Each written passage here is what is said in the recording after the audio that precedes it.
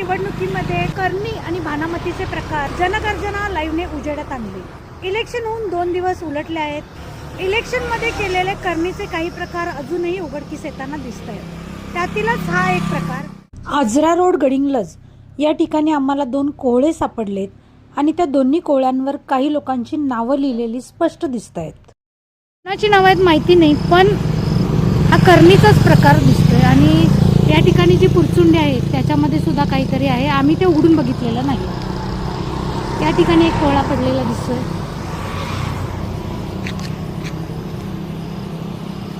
यावर सुद्धा नावं लिहिलेली आहेत। करणी आणि भानामतीच्या प्रकारांवर लोकांचा अजूनही विश्वास आहे। या कोहळ्यांवर लिहिलेली ही नावं कुणाची आहेत आणि ती लिहिल्यामुळे निवडणुकीच्या रिझल्टवर नेमका काय परिणाम होणार आहे हेच पाहणं आता औत्सुक्याचं ठरणार आहे।